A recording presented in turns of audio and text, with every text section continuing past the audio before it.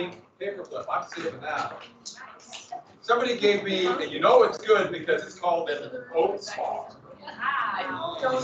I'm saving this baby. And a mint. All right. Something else I'm forgetting to tell you. So quiz ball, 10 questions on that second part of chapter 19, and then we attack Spain. Yay. Why did they blow up the name? Why would they do something? They hate us. Okay, so where did we quit here yesterday? Did we get to? Oh, we got to propaganda. All right. Oh, so what is that curve called when you get out of the bus and you start going up again? What is that curve called? And what has to happen to get the country out of? Well, government action to stimulate what? Demand. And conservative or liberal, which one is more focused on demand side? Economic. So conservative is? Supply. Yeah, that's where you get the supply side. We'll get to Keynesian. I'll draw you another table. Oh, I forgot. A job for someone in my study. And so unions, what is it called by using economies of scale for the workers to unify to get one contract? What is that called? Collective bargaining. If they don't do it, then it's strike.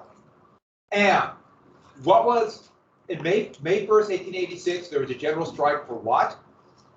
8-hour. And which union wanted the 8-hour workday? The strike for an 8-hour workday. Yeah, the AFL. The Knights were opposed. Which one was a more, which the Knights of the AFL kind of accepted capitalism, just wanted better wages, better conduct. And what is called where all workers, what kind of union is that where all workers are in it? Yeah, industrial, but yeah. Industrial union. So let's go and get to that. I looked into the light, people. Don't look into the light. Don't do it. No, you're old. It's not your time yet. It's close. So we got scabs, we got yellow dog, Pinkertons, we got all the way through. All right. So these are ways to intimidate and stop unions, and they're very effective. And for a short time, there was some pro-union laws, but for the most part, the United States has been pretty anti-union. That's part of the reason why there were so many strikes, etc. And we're not like France or Germany or the Netherlands. So let's get, one more thing. So here's a classic example of trying to convince workers that it's a paper hat. Even when nobody was wearing a paper hat by the 1890s, they still drew labor with a paper hat. And don't listen to anarchists, aka labor unions. And so the Homestead Still Strike is a classic example of putting this all together. We're going to call it a strike, but it really wasn't much of a strike. And this is at Carnegie Steel outside of Pittsburgh in Homestead, Pennsylvania. So lots of coal there. That's why they do steel. Carnegie ran it, but Carnegie wanted to keep this reputation of being a philanthropist going. So he turned over management to his second in command, Henry Clay Frick. And that's Frick right there. And Frick will become one of the most infamous robber barons. His mansion right next to Central Park is now, he had all this money and collected art. It's now a museum. Go to the Frick House. It's really kind of amazing. Some of the greatest paintings in world history. But it's also because he became so rich doing things like what's going to happen here. They wanted to break up the Amalgamated Steelworkers Union. And Carnegie didn't want to look bad. So he went to Scotland on this glorious trip back to his home country, his birth country, while Frick did a lockout. They began to produce much more steel and then locked out the union to break the union. So the Amalgamated Steelworkers Union had forced a contract, and Carnegie was worried that union would spread to other steel mills in the Carnegie chain. And he wanted to break it. He wanted to destroy them, force them to take whatever contract he gave. So, as you can imagine, cut pay, raise prices in the company store, etc. And they also surrounded the mill with barbed wire fences, the brand new barbed wire. Pinkertons were brought in. We got Pinkertons here as thugs, basically armed guards with rifles. They even had a couple older Civil War era cannon with makeshift grape shot. So they basically just made bags. They put bags of a bunch of hunks of metal, and they stuck that in to fire like this horrible shotgun to try to basically intimidate the Union. And they even bought 2 brand new weapons called Maxim guns. Anybody know what a Maxim gun is? Say it again.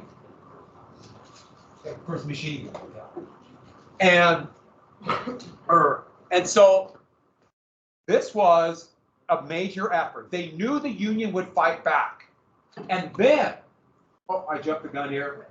The plan was to bring strikebreakers or scabs in, as the Union called them, in to run the mill to keep it going if the Union would not give up the Union would not give up, the workers would not give up their Union. And they're going to bring them in by boat. The Pinkertons opened fire on workers who were trying to keep them from landing. This is a picture of it right here. And in a gunfight that happened, including firing one of those cannons, over 20 people would be killed, mostly workers, and over 100 would be wounded in some way. A bloody fight, but the Pinkertons had to turn away and the scabs would not be allowed in. So the workers, and here is showing, you see whatever makeshift rifles people had. Well, Frick then said to the governor of Pennsylvania, Outgold, please send in the new National Guard. But the governor refused because public sympathy, despite news reports claiming that the Union were a bunch of anarchists, public opinion was with the workers. This was a lockout to break the Union to get lower pay. Workers could put themselves, most people could put themselves in that position. And I should add, nobody liked Frick. Carnegie didn't like Frick. That's part of the reason why they left Frick in charge. So Frick would be blamed.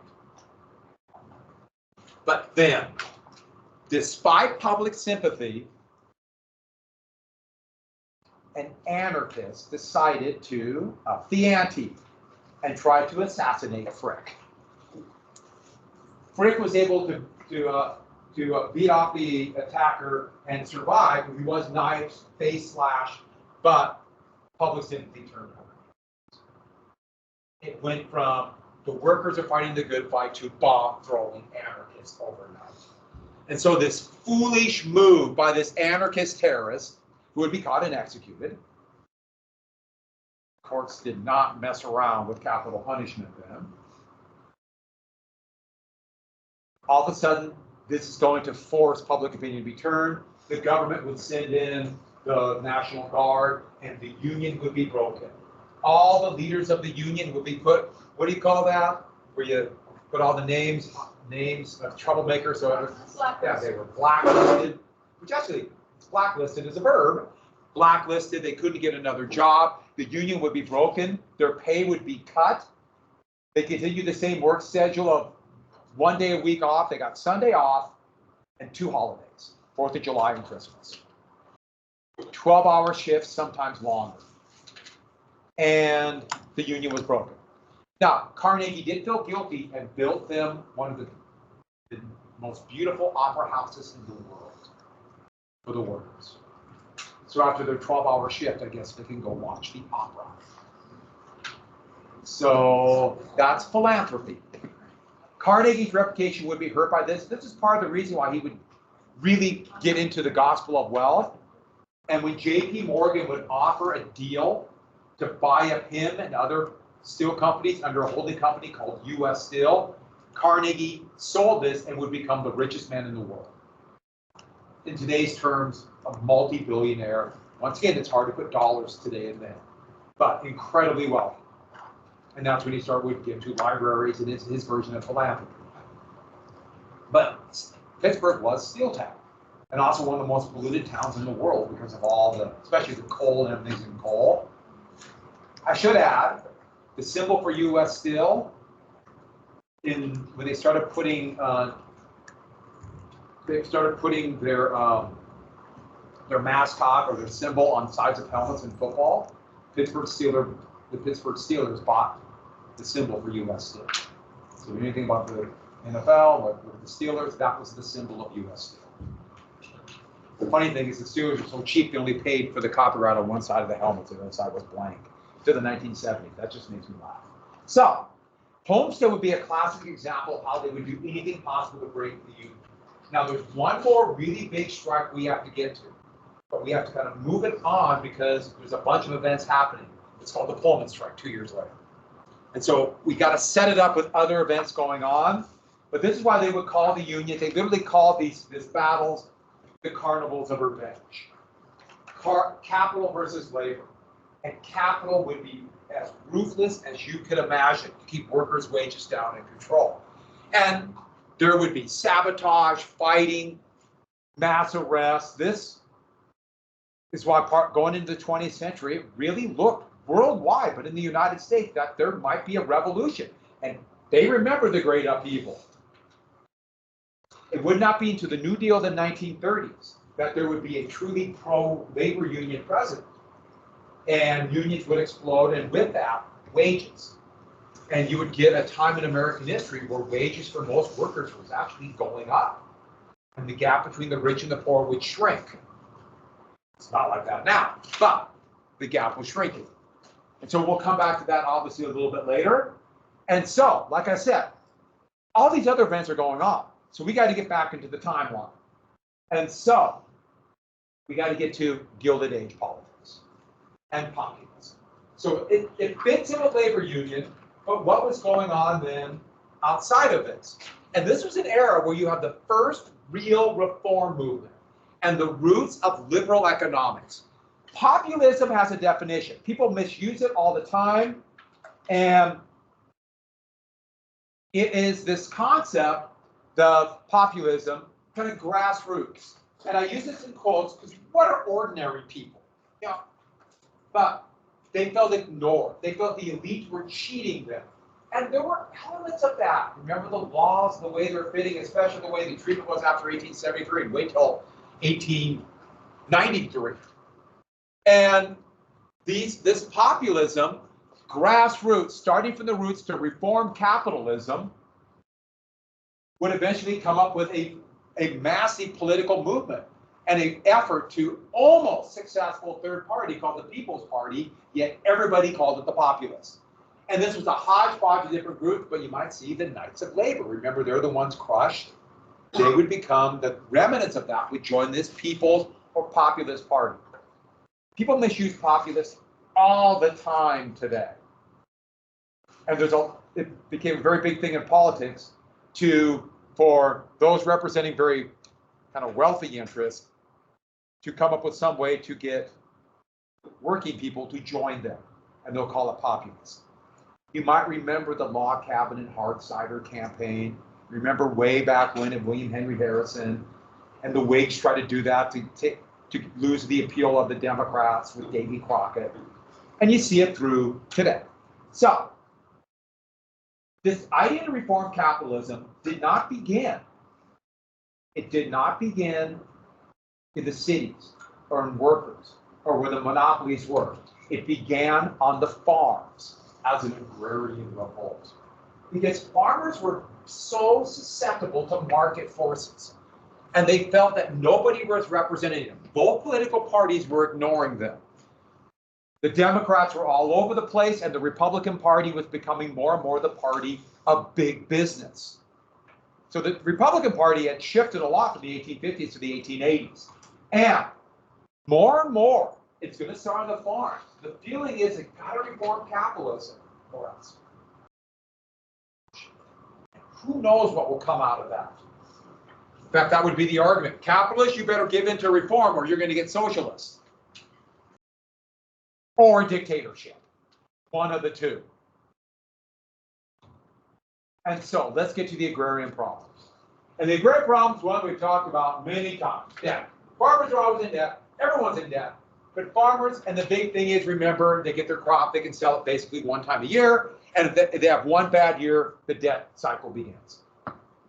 And that's, you're going to get a lot of farmers who will start out as independent farmers and become sharecroppers in this era. There's already a lot of sharecroppers. And there's going to be a huge migration of people from the farms who could not make it or other reasons. So underlying everything, it's constant debt. Next, with that, overproduction.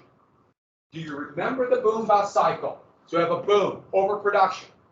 What happens to prices in overproduction? Prices begin to drop. And what does everybody do, at least at first? When you have prices dropping and they have debts hanging over their heads, what do? Produce more, which means more overproduction. It happens, it's really bad for farmers. Even more than other businesses, farmers are much more susceptible to this. Because you think about it, you have one bad year and prices are dropping, you're going into planting season, I better plant everything I can get, I got to catch up. I have one chance. So another reason, though, was more land was coming under the plow than ever before. You have more land in the South after the Civil War, new areas and very good agricultural land, like in western Iowa, Nebraska, South Dakota. And by the 1890s, some of the best wheat producing land in America, in the world, the eastern highline of Montana and North Dakota, which is fantastic for wheat if you have irrigation. I forgot to do something. Everybody for a second act busy. I think somebody walks by. Act busy.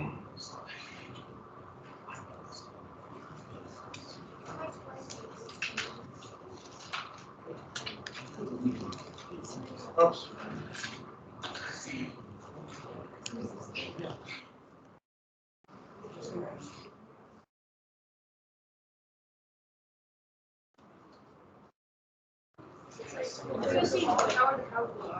Okay, next. So overproduction, land, and mechanization. Remember the mechanical reaper, but there's also other issues, so on the way, mechanical reapers. And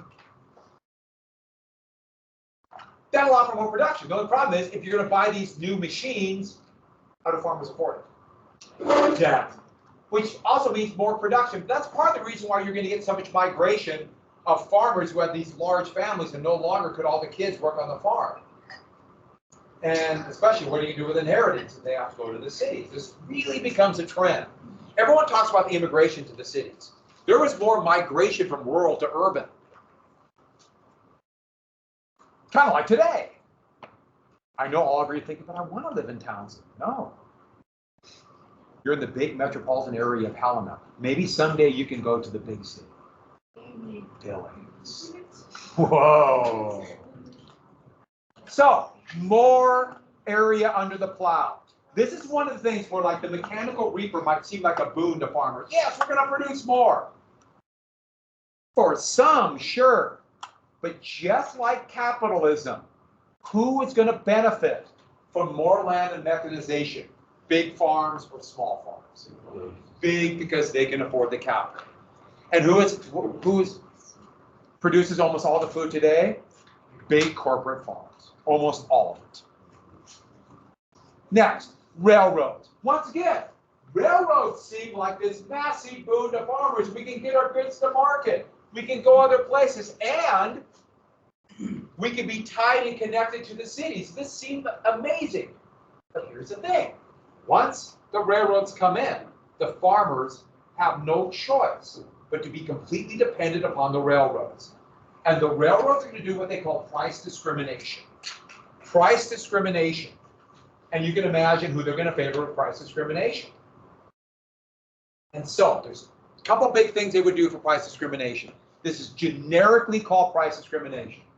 Monopoly. Railroads have monopoly power in some areas. You can see it right. Look at the map. Look at all the railroads going into Kansas City or Chicago. That's a lot of competition. That taps down the rates railroads can charge. So the railroads can't charge too much because there's a lot of railroads here. You go to the Minnesota, you have, let me get my count out, 7 major railroads into here. So the farmers here have 7 choices. Let's get to a state that's a little more isolated. Can you think of one? Montana. Remember I mentioned the High Line? Well, by 1895, there was one railroad, the Great Northern. So the Great Northern runs here all the way through. So when they're going through Minnesota, there's all those railroads. The Great Northern has to charge lower rates. They have to. But then what can they do in areas where they have a full monopoly? They charge 10 or 15 times more. And so you're in areas where you have one choice of transportation, you're stuck, and they gouge. Is it like that today? Oh, yeah. How many railroads does Montana have now? The Union Pacific does go into Butte, but that's it. That was really tough farms. And they really use that route anymore. There's one, Burlington Northern Santa Fe. This massive railroad monopoly. And they charge between 8 and 15 times more, depending on basically the time of year and the weather, to take crops out of Montana than, let's say, Kansas. Because there's 3 railroads. So that's price discrimination. And so prices would go up for farmers. Prices went up a lot in, like, for example, the middle of the 2010s or just a year ago. If food prices went up, think farmers made any money? Not a bit. They barely made it. And yet food prices skyrocketing. Why? Monopoly. Here's the next thing. Do railroads charge more per ton for bigger loads or smaller? A lot more. Bigger loads. They would like all the entire train to be one car. Have you noticed the big coal trains? Isn't it great when you're at a railway crossing and your arm comes down and you look and it's coal train? You know you have a nice little pleasant road of 1.5 miles of train. So they only have to load it once and unload it once. Up here in the High Line, the Burlington Northern Santa Fe will not take a train, a grain car, from anybody unless you can fill over 100 cars. Which up here, that's a couple of sections, massive amounts of farm.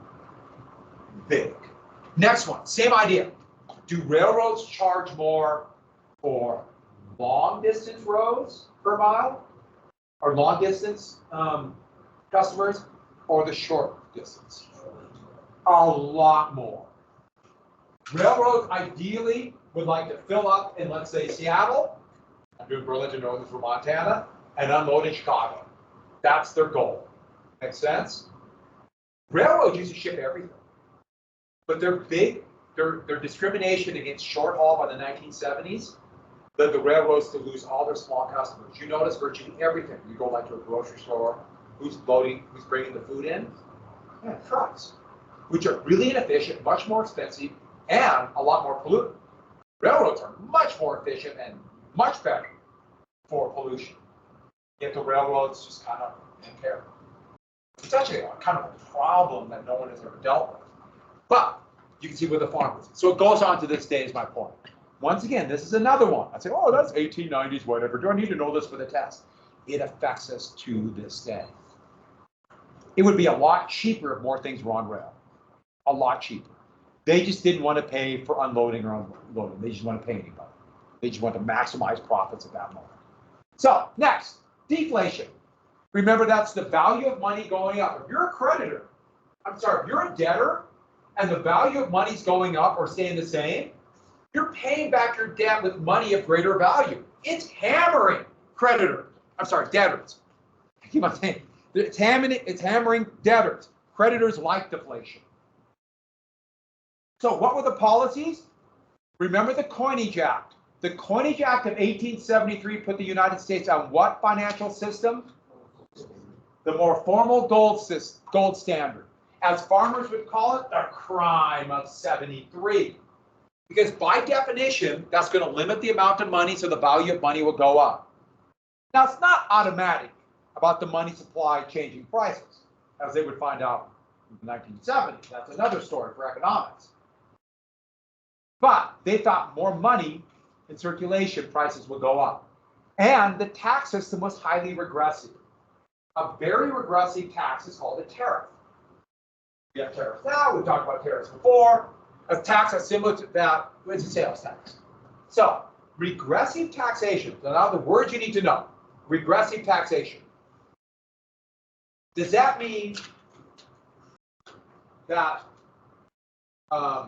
working people, middle class and working class people, do they pay a higher percentage of taxes than wealthy people, or vice versa? Regressive means wealthy pay greater percentage or lesser percentage. Yeah, regressive means the wealthy pay a lower percentage of the rent. Tariffs are a tax break for the very rich. Sales tax is a massive tax break for the very rich. But sales taxes are just, I mean, they're specifically designed to help wealthy people. Now, regressive taxation, would that be a conservative economic idea or a liberal economic idea? Yeah, it's very conservative. Very conservative. Montana, it's very hard to enact a sales tax because it has to go to a vote of the people. It's called a referendum. We'll get to that. But you know, like the governor would love a sales tax. He said many times he would like a 7 or 8% sales tax and get rid of income tax. Would love it because it would benefit people like him. Now his idea would be he'd use it to invest or build another mansion. You know, I mean, you could do whatever you want with your money, but that would be the goal. I don't think it would have passed, so Montanans are opposed. They would have to change the Constitution. So, next, what farmers want is inflation. They want to go back, I should have put greenbacks, I put greenbacks, or start coining more silver. The gold standard meant everything's based on gold. So silver coins would be another form, essentially, of currency. They want to make silver like a gold/silver. They called it bimetallism standard. And lastly, all of this leads to more debt. And more debt. So they can never get out of this cycle of debt. That is going to be one of the reasons why these farmer movements hate banks. Nobody likes the person you owe money to. Nobody. So, little piece of advice. Do not loan a significant amount of money, whatever is significant for you. Do not loan a significant amount to a friend or vice versa. Because that's a sure way to get an enemy. So like a quarter loan, $1 down to it, that dollar. No, but I mean, you know, don't. Same thing like with certain family members, just be very wary of it. It causes bad blood. Back to this. So this is, here's the protectionist tariff, and the profits are being milked by the bank. Here, the railroad's coming, and the farmer's trying to warn the people, but you notice there are the ties, and the railroads are going to crush them. Basically, the farmer is saying, it's hurting us, but it'll hurt you too down the road, these monopolies. Well, the first effort the farmers made, they thought they could influence both political parties. And so an organization of farmers, you know, being on the farm is pretty lonely. And this was an organization to have farmers come together in social settings, dances or things like that, called the Grange. And after the Panic of 1873, the Grange became more political. It was really big in the Midwest, this area here, but there were Granger halls for like dances and things. They're still there in Montana. I remember going to a couple things in Miles City at the Granger Hall.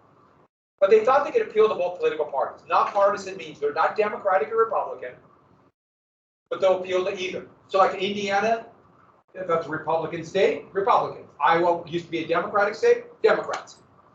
And they did have one major success. It started in Illinois, but soon spread through this area right here called the Granger laws. And these are state laws that regulated railroad rates. I mean, they really regulated railroad rates roughly.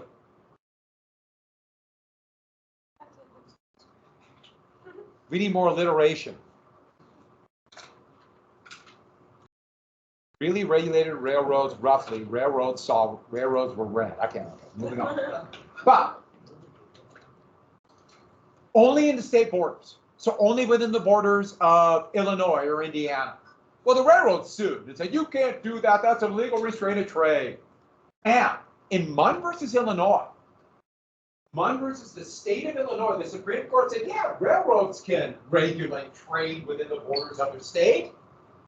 This is a big deal. It's constitutional to regulate railroad rates. But the railroads remembered something. You might remember for one of the compromises of the Constitution. Let's say the Wabash Central, which was a railroad that operated in Indiana and Illinois, would be soon scooped up by the Illinois or the New York Central system. Let's say you're taking grain from Peoria. Actually, it's Peoria, so it's corn. Well, you want to see some corn. Drive across Illinois. Wow. In fact, I've done this drive because I'm really cool. From Nebraska, Iowa, and Illinois. Corn, turkey farm, corn, turkey farm. Guess what turkeys eat? Okay, back here. So the Wabash Central was carrying corn from Peoria to Chicago. Well, they started to do this from Peoria to Chicago via Indianapolis. So they crossed state lines. States can't regulate trade across state lines. Do you remember the name for trade, commerce? Interstate commerce. They crossed state lines and then sued Illinois again. This is called the Wabash Railroad case. And the Supreme Court said this is interstate commerce. The states can't do this. This crushed the Granger Law. The Granger Law, this effort to regulate railroad rates to end price discrimination, fell apart then. The Grange began to disappear as a political shaker. I mean, they were still involved in some states, but this was their opportunity. And farmers were furious, and others were furious too, because how do you regulate monopolies now? No one has the guts. Neither political party wanted to do it on a national level. And it convinced many farmers that both parties, only the federal government can do this. And farmers, once again, are feeling ignored. They feel left out of the political structure. The Grange did have some success. They built warehouses to store food. They even created a mail order, a department store for farmers called Montgomery Ward's, which used to be a very prominent store until the 1990s. Walmart blew it up. Walmart blew it out of competition and totally run. They even created farm insurance. You can imagine crop insurance in case of, let's say, hailstorm is a big deal for farmers. So the Grange created an insurance company that's still here today. Farmers Insurance. Farmers Insurance was started by the Grange. So, why were they ignored? Well, the Republican Party was becoming more and more the party of big business. And the Democratic Party, which seemed at least 40 years ago to be more allied to small farmers, was the party of the new Jim Crow South. Remember the term Jim Crow? And of big cities. What was happening in the big cities was the growth of a new political idea. So these all come together, called political machines. Political machines were one party controlling a city or a state. One party. So think about the cities. They just exploded in size because of the Industrial Revolution. There's overcrowding, incredibly high prices for rent. There's all this internal migration and immigration coming in. People are literally renting out spots of sidewalks to live. They're renting out alleys. People are cramped into small tenements, which are named for very cheap apartments. Sometimes 10 or 15 people living in a 10 by 10 room. It was awful to find a place. We have incredible overcrowding now. That's always a problem in big cities. But it was a catastrophe by the 1880s, 1890s. And there were no services, no basic services. There wasn't an organized city sewage system in any city yet. I want you to contemplate a city of, let's say, 3 million people by 1900 with very iffy sewage. Or for that matter, garbage collection. Can you imagine a city of a couple million and garbage? I can still vividly remember the the massive New York City garbage workers strike in 1977. There were piles of garbage after one day of 3 stories high in the streets. I know what you're thinking, but the smell would be so fragrant. Speaking of smell, there's no system of organized paved streets, of drainage off the streets, which could flood very quickly. And remember, New York City, for example, has 1 million horses. No street cleaning, I think you get the idea. The police department, there were actually 2 police departments in Florida for corruption. There was no, going in the 1870s, city fire department. There were private companies that did fire service. I should add, they would compete for a fire. In fact, fire companies would even start fires and then show up at people's homes and say, tough fire you have there. How much are you willing to pay to put the fire out? And then go steal people blind as they put the fire out. Firefighting became big business. Schools, parks, you get the point. Nobody to provide services. I didn't finish this off, but put down political parties stepped in to provide the services. By taking over the city government, organized now in very partisan ways to solve these problems. Not 100% solve them, but it'd be the machines that went in. These political machines, they went in, built the streets, reorganized the police, created a national, or a city fire department, began mass transit, built schools, built parks. It was the machines that provided the services that did not exist. And in fact, when immigrants would arrive, let's say Ellis Island, New York City, 1880s, they'd be processed through Ellis Island, they would get there, and these immigrants had no idea. Let's say there are a bunch of immigrants from a ship from Italy, so they're speaking Italian. The Democratic Party would meet them, somebody was there who spoke Italian, and they would take them to an area where they could live. In fact, it was called Little Italy. And they would help them find a job, give them a place to live. And everybody remembered who helped them out. Or when migrants would come off the farm and they'd show up in the big city, no idea where to live, the Democratic Party would meet them in New York City. All they asked in return are 2 little things. Number 1, the vote. Vote for us. And they did. Back then, there were no secret ballots. And all you would do is you'd have 2 different colors pieces of paper. And it was red or green. And you would pick one of the colors, and they alternated it every election. And green, that election would be the Democratic Party. And you just drop it in front of everybody in the box, and you voted all Democrats, or vice versa. And they got the votes. Oh, one more little thing. You know, we're doing good things, right? Kind of good. Don't watch us too close. Graft. Turn your head on the graft. Graft is stealing from the government, padding contracts, or giving contracts to build things to contractors who turned around and gave politicians money under the table for their support. Does anybody know what this is called? Where you get money, like, oh, thank you for the big contract to build the new courthouse in New York City. Anybody know what that's called? It is a bribe, but there's a name for that bribe. Okay, it's a bribe. So there's bribery all over, but it's called, great word, a kickback. You give me money, here's money in return. So they're going to build this beautiful, just beautiful courthouse, marble facade in New York City. And it cost well over $1 million, which was big money in 1868. I know that's like, pocket change for us today, but that was a lot of money then. Yet the city appropriated $10 million. And all the contractors got the money and then kicked it back to the machine. Very efficient in making money. So, in New York City, the Tammany machine was the Democratic machine that ran New York politics.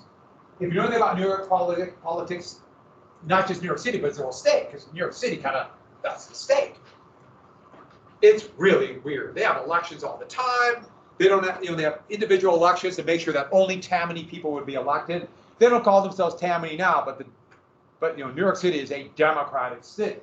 And with problems with that too. The leader of it would be called a boss William J. Tweed. Remember Nass, the guy who did Santa Claus, those other cartoons? He saw it as his mission to try to show Nass corruption.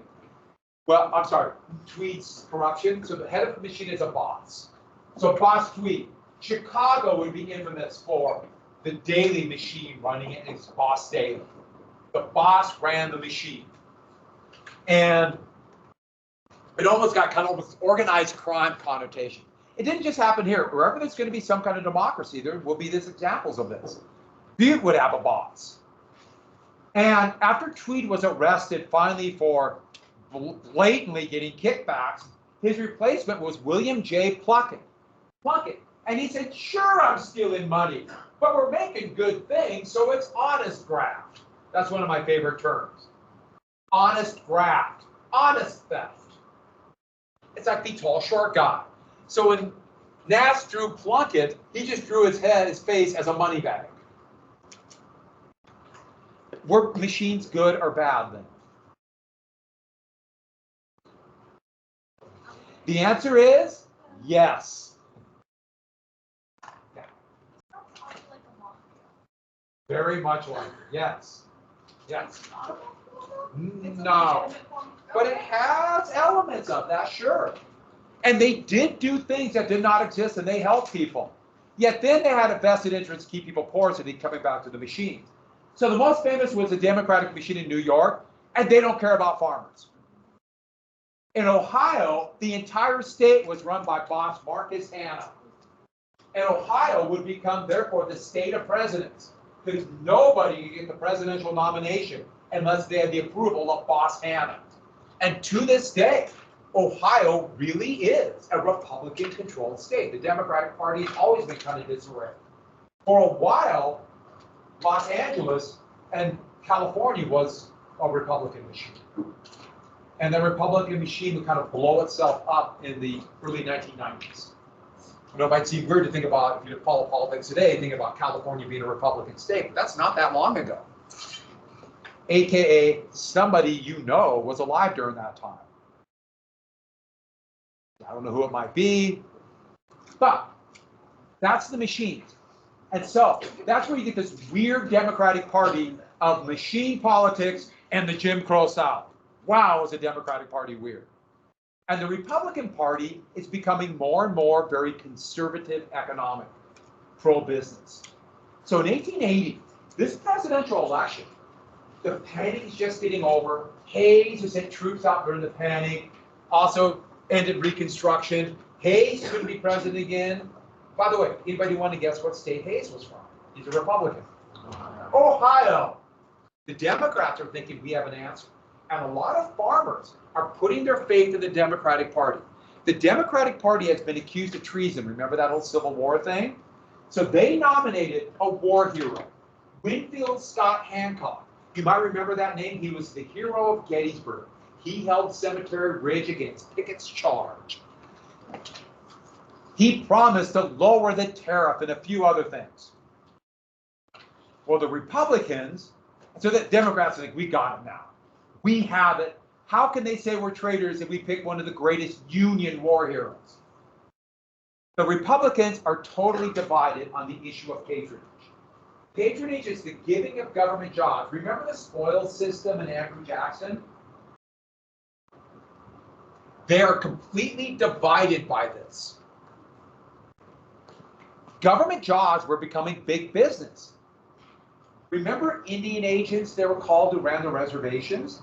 That was a plum patronage position where they were getting rich. Another one was running the customs house. They collected the tariffs. There were a lot of kickbacks involved with avoiding tariffs. It's a big issue in every country that has a tariff to this day. The stalwarts thought this system was great. It's strengthening the Republican Party, and we're all making money. The half-breeds wanted patronage reform. They wanted reform. The weird name half-breeds. Well, they couldn't make a decision. Eventually, both were conservative economically. For the most part, the National Republican Party was becoming more laissez-faire, What is the name of the philosophy where you believe there's a hierarchy? I gave you the initials. Social Darwinism. And so the Republicans couldn't pick anybody.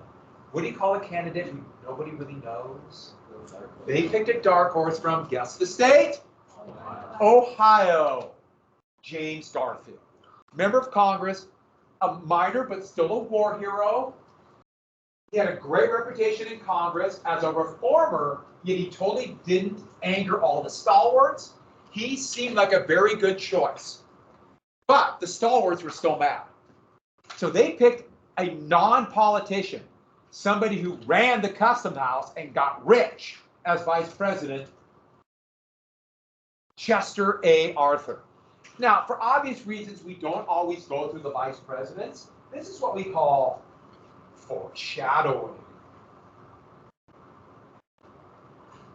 Garfield's one of the great mysteries in American history because when he was president, he kept his views pretty close to the vest. There were some issues with him, but there are things that I think are quite admirable. He wanted to do something about the emergence of what we call Jim Crow in the South. Yeah, I consider that very admirable. He's complex. He's a good American. I'm looking at 9 or 10 questions. Oh, if you did not get the bookmark for chapter 18 or 19, I accidentally made 2 extra sets.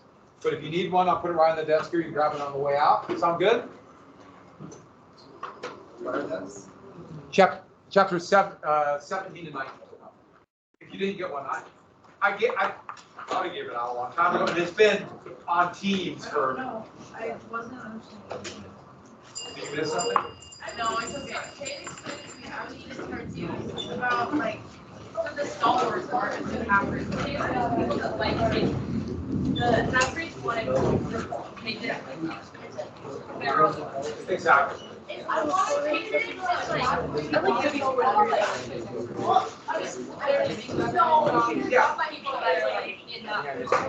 And so people would literally line up for the White House to ask the president, and they would come, literally, they'd be in line, that we walk on, they knock on the door and wait and see the president. I know that seems so weird today.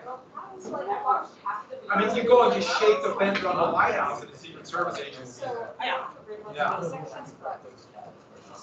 I don't know, you're just confused. No, I was confused. Goodbye, everybody. Right when you find work. And I'm going to tell you, I'm telling you right now, hang by your thumbs. See ya.